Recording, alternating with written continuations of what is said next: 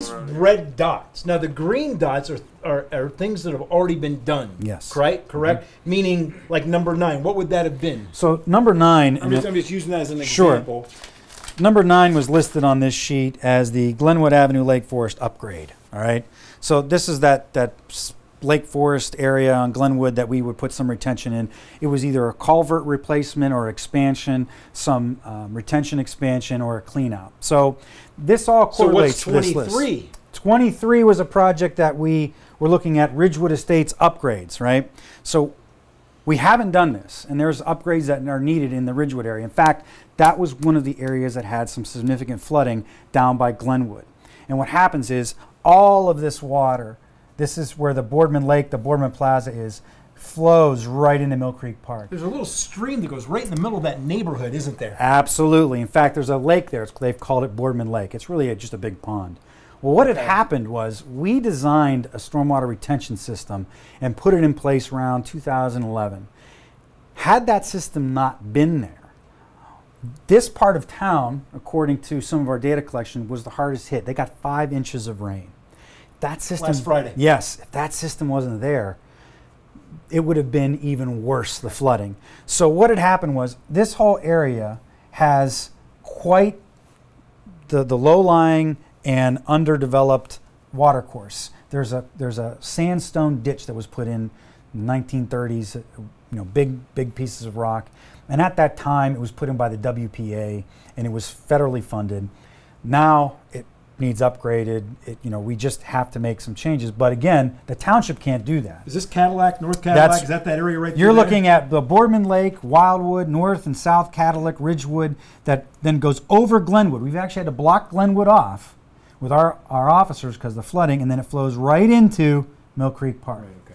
So this watershed is very important. We got to maintain its health. So how many houses you think you would have to eliminate through there? There's quite a few. In fact, one of the maps that we have in here basically illustrated a very close-up of this Boardman Lake. And this would be Ewing Road. This would be Cadillac, Wildwood. This is the lake as it stands now. This area, this blue highlighted area, shows the floodplain. You don't want to build in the floodplain. 1, 2, 3, 4, 5, and it goes all the way down. And it keeps going all the way up. So just in this little cross section. I'm not sure if it's complete elimination, but there are some good candidates. Once we would do some changes to the watershed and add some additional retainage, expand some, that would alleviate some of the removal of some homes. So it depends. You'd start with retention. Yes. Okay. You'd start with taking your storm sewer lines, expanding them, making additional retention areas, and then looking at what homes absolutely make no sense to keep. If you had an unlimited, what would it take to do the whole thing? There have been some estimates back in 2003 that you'd be looking at almost $100 million to do some very, very significant impacts. Because again, it really does tie into the metro parks. It ties into the Poland watershed. There's a lot of things that happen. If $100 million in 2003? Yeah.